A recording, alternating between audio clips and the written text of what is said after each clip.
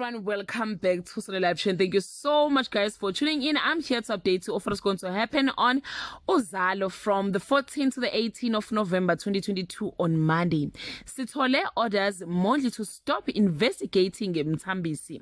Nkazimulo is ungrateful for a gift he gets from Kunzi. KKC is stand at the return of Mamlambo on Tuesday.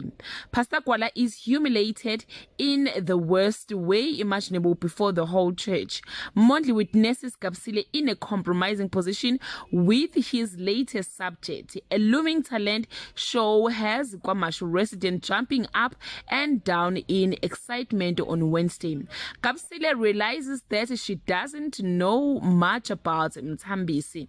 Pastor Kwala apologizes to Nkazimulo. Hlelo does her best to keep last year's participants out of this year's competition on Thursday. Mondli is suspicious of Colonel Mabaso's unexpected visit, but little does he know that he has a target on his back on Friday.